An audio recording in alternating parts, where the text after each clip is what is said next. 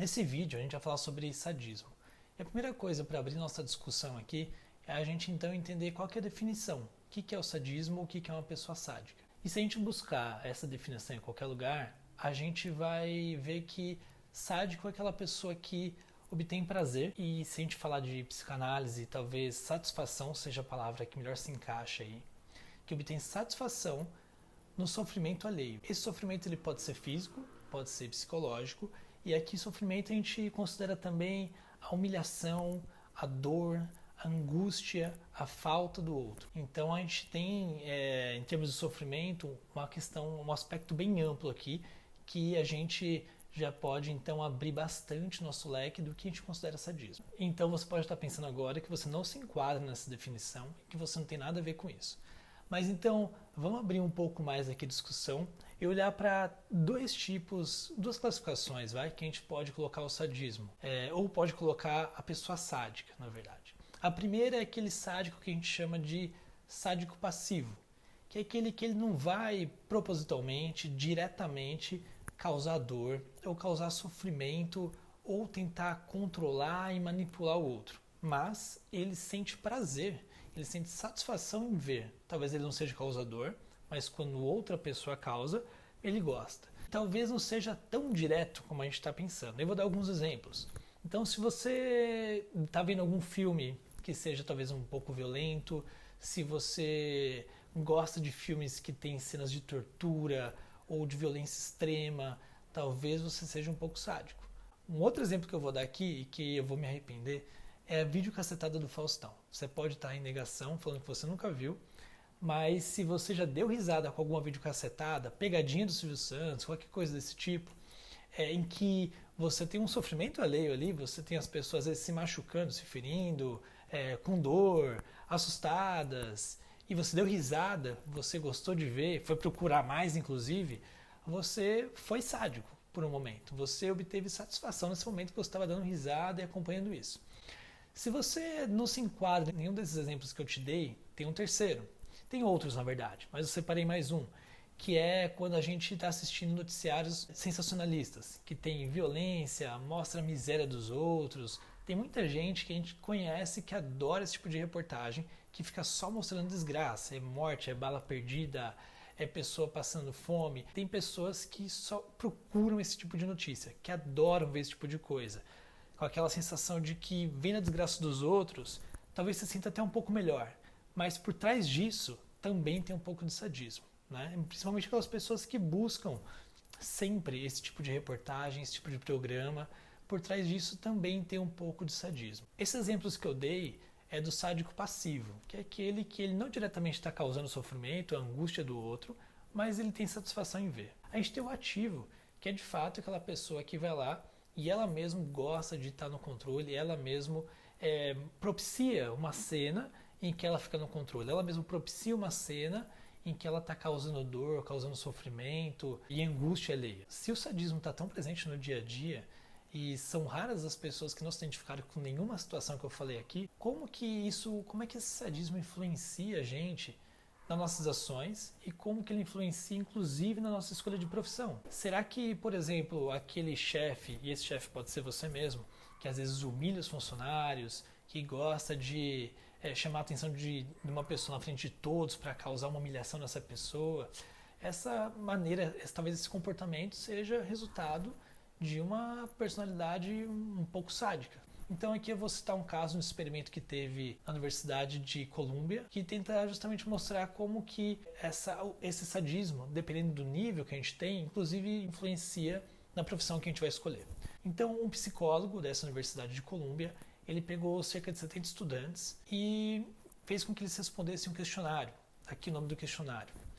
Esse questionário ele é bem simples, como diz o próprio nome, e ele tem 10 questões. Com base nessas 10 questões, você consegue avaliar o nível de sadismo de uma pessoa.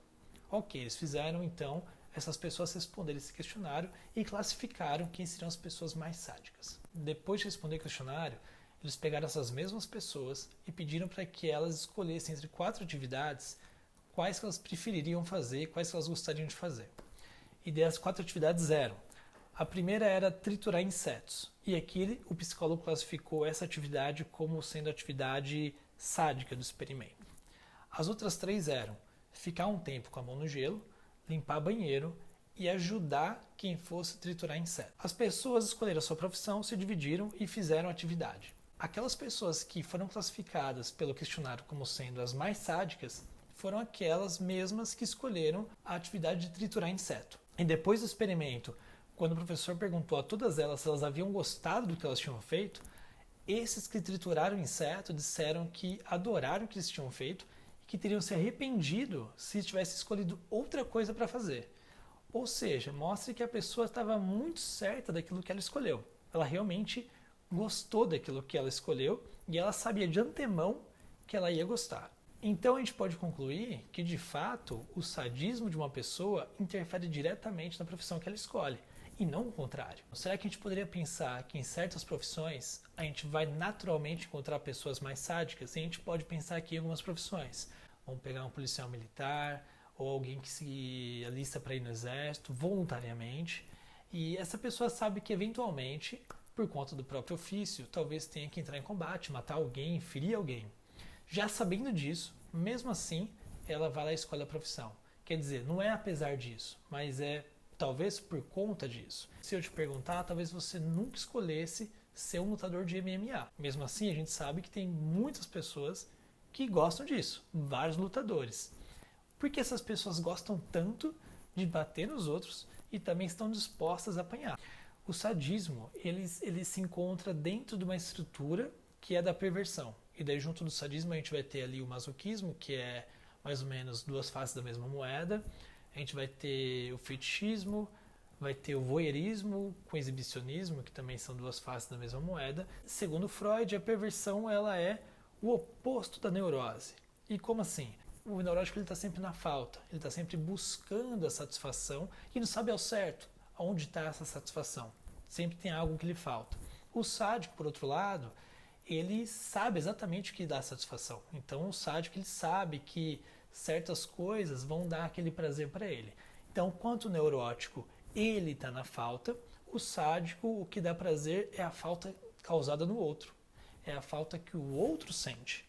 Isso sim vai dar satisfação para ele. E a origem dessas perversões, como sadismo, masoquismo, psicopatia em geral, está muito relacionada, e as coisas sempre na psicanálise podem ser sobredeterminadas, mas a gente pode dizer que está muito relacionada com a nossa fase anal. Então, provavelmente, existe aí uma fixação na fase anal, que é onde a gente começa a desenvolver autonomia, é quando a gente começa a tentar obter controle, até o controle na expulsão das fezes, o controle na retenção, a dor que a retenção causa, essa dor, mas esse prazer também que ela causa em reter, em expulsar, o prazer que a criança tem de conseguir controlar quando ela vai expelir essas fezes. Então é nessa fase da criação da criança, que também depende de como ela vai passar por essa fase, né? Se ela vai conseguir liberar tudo e vivenciar toda essa autonomia que ela está começando a desenvolver,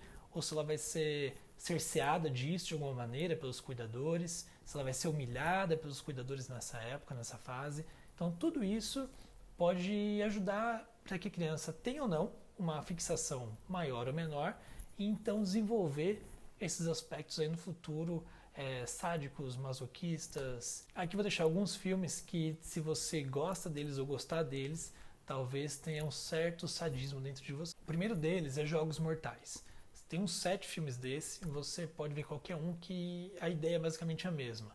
Tem uma pessoa que ela quer fazer com que, através do sofrimento das outras, elas possam então dar valor à vida, dar valor que elas têm, ou se redimir de algo. Enfim, essa pessoa ela quer causar sofrimento aos outros e busca alguma desculpa por trás para conseguir sustentar isso. O segundo filme, eu acho ele um tanto quanto doentio, que é O Albergue. Esse se passa no leste europeu e são alguns empresários muito ricos que pagam uma certa grana para torturar até a morte pessoas que estão visitando ali, turistas, desavisados, que são pegos e eles são torturados. O terceiro filme, ele é 120 Dias de Sodoma. É um filme bem antigo, bem parado, mas ele é baseado no conto de Marquês de Sade. Sade, sadismo, é daí que vem a palavra. E Lacan também se baseia bastante nesse conto para falar sobre a estrutura da perversão e o sadismo. O quarto filme é A Professora de Piano. É um filme francês de 2001. Ele é bem parado. Se vocês forem ver, assistam de pé, porque ele dá muito sono, mas ele é muito interessante. Porque a gente às vezes tem aquela impressão que o sadismo, o masoquismo, quando a gente fala até nas situações sexuais, mais na sexualidade, vai parecer algo como 50 tons de cinza. E esse filme da Professora de Piano, ele é um sadismo bem extremado. Então mostra a relação dela com a mãe, que é bem perturbada, distorcida, tem aí um Édipo mal resolvido, e como que ela busca os seus parceiros aí, como que é o dia a dia dessa pessoa. É bem interessante. Se você quer entender o assunto, quer se aprofundar, ele vai mostrar não só alguns aspectos que a gente conversou aqui, mas também toda a vida de relação dessa pessoa. Então fica a dica aqui. Se você gostou, se inscreve no canal, dá um like e a gente se vê no próximo vídeo.